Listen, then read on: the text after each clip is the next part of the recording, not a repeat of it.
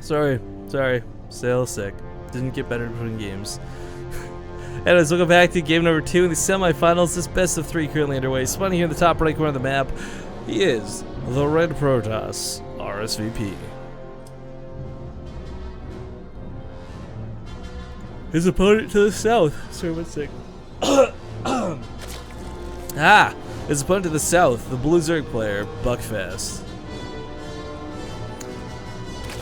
Anyways, my apologies go out for hacking a coffin, guys, but like I said before, Zephyus will probably be able to join, I think, for the next best of series, so it will be a lot less of me talking and a lot less of me coughing as a consequence.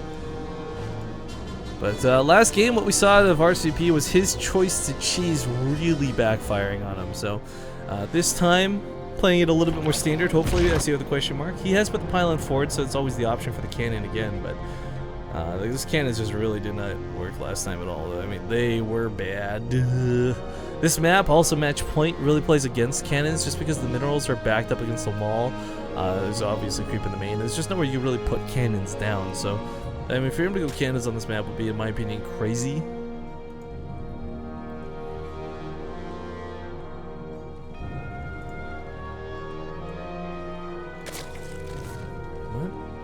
We'll see. There's no actual hatchery being shown right now. This is kind of curious. I thought the drone was going to go hatchery, but it's going to go for the scouts.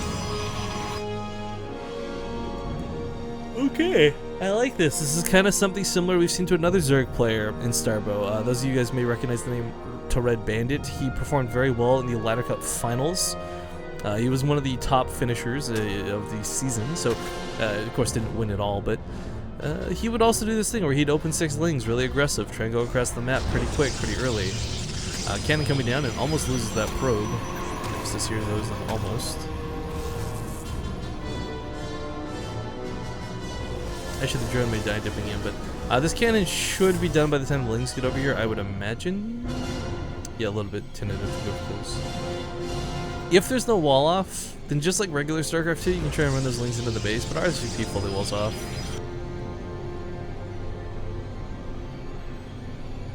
No real issues for him. There's one drone trapped up here, sadly. Which is like super duper walled off. Is he gonna cancel the pylon? No, he's actually straight up let it finish. So RSVP a little bit paranoid and a little bit worried after seeing those lings, but oh my god, he's really gonna go for cannons? I can't see this working. There's already lings out. This makes no sense to do. Like, why would you go cannons in the first place on a map that has like no surface area to protect? Like, even if he puts pylon down here and a pylon down here, these Zerglings will chip away at them. This is a mistake.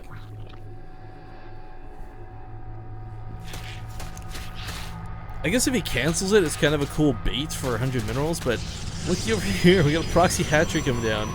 Base is under attack.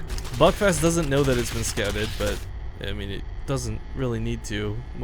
He might just cancel it anyways.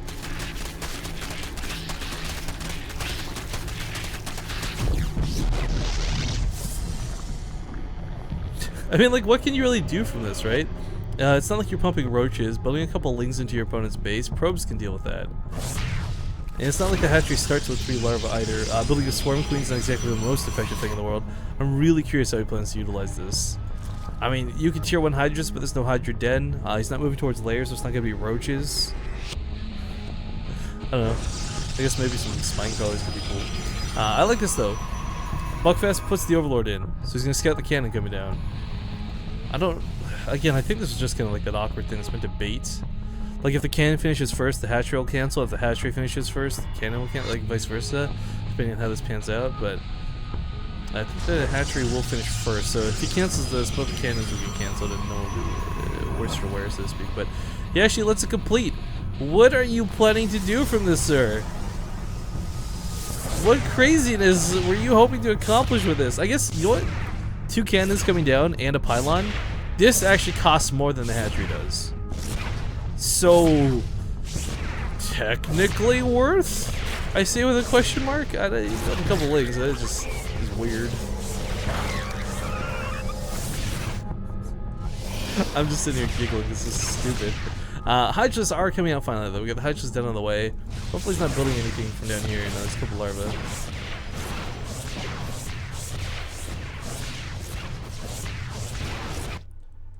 But with a couple more links coming across the map, the one thing he has done is kind of set up a contain. He'll know when his opponent moves out. He'll know when the pylon gets broken down.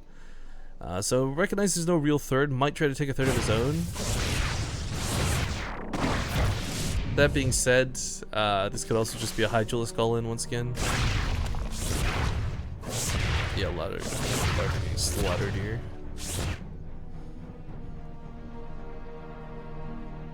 I don't know why he did that hatchery, like what the plan for that was, but I mean, I guess if your opponent builds a pylon at 2 cannons instead of 1, you know, it costs him more than it costs the hatchery. Is my only logic of a thought process here, but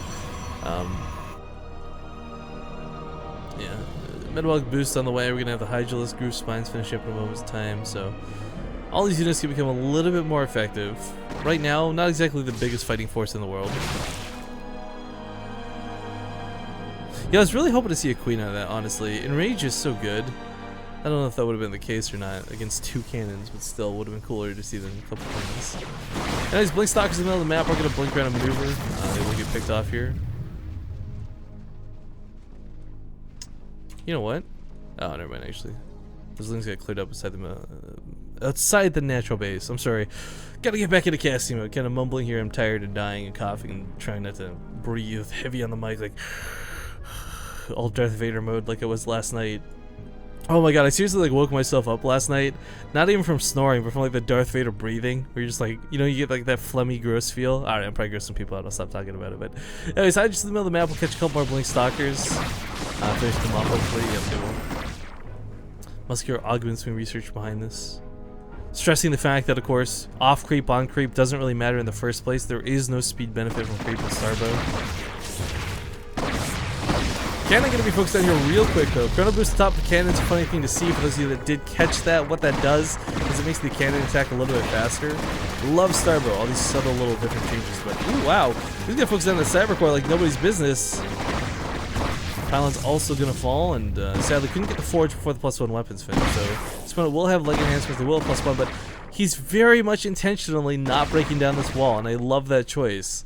He was doing this so the Zealots would have to basically get stuck behind a wall to fight him. So hilarious. I think he'll take all these buildings low, but I don't think he'll execute them until he's ready to push in.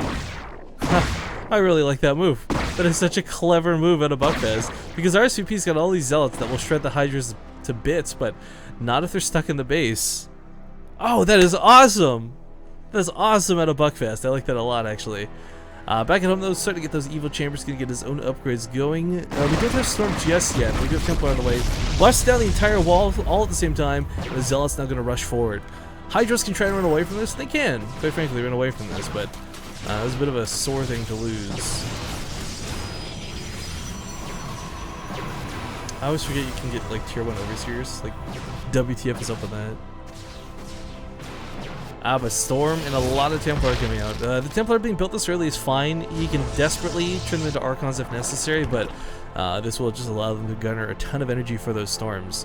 I really wish we would have seen a third base out of Buckfast, or maybe even a Mac or Hatchery, but I kind of feel like the later this game goes on, despite the fact that he's got this pretty nice bank, we can see he's at a huge supply deficit.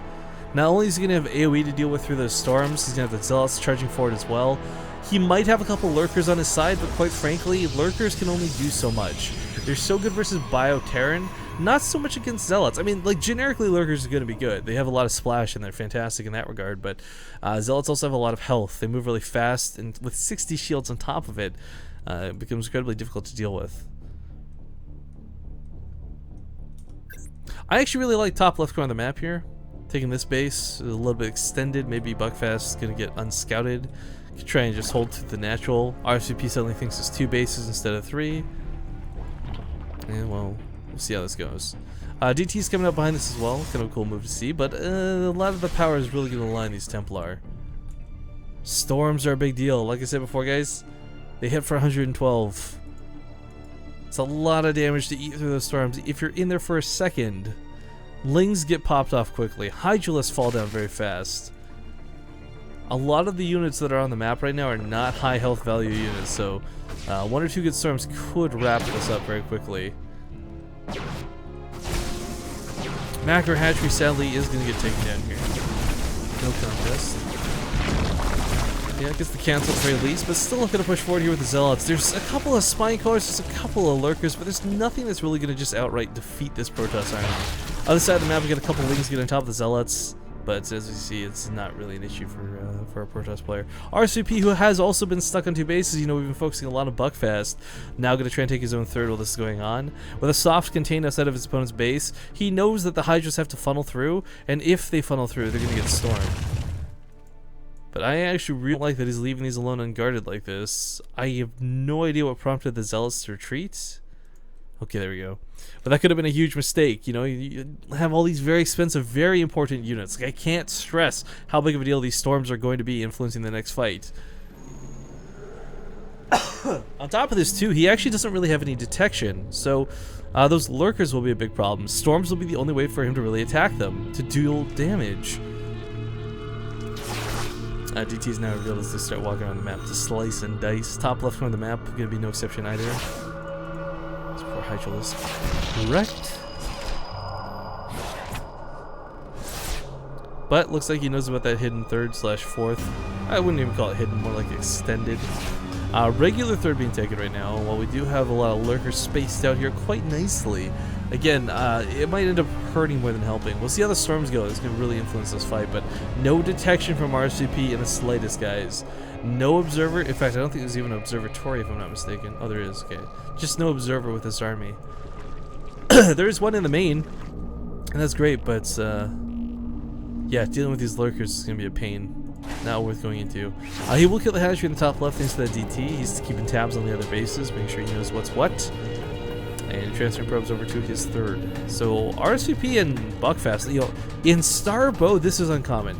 You really don't see a lot of these passive games. There's usually a little bit more aggression, and we're used to seeing a little bit more back and forth, kind of this tug-of-war style. But both players are kind of deathballing, quite frankly, just trying to max out, get to that state where they can fight. Buckfast is still heavily down in army supply against a Protoss opponent who's got upgrades, who's got technological superiority, I guess you could say. But I like this. He's got a bank growing, and he's waiting for the Ultrastat. He's waiting for the Defiler Mound. He's trying to get this last tier of units, so he's not fighting with just Hydras and Lurkers. Ultralisks in Starbow. I want to talk about this since we will see them coming out. On one hand, they're much smaller, thus much more maneuverable and less clumsy, one of the biggest detriments to them in StarCraft 2. The downside is, though, while they are cheaper to make, and they're a little bit faster because they can get an upgrade that's kind of like a metabolic boost, they don't splash anymore, so they're not really the anti-ground wrecking crew that they once were.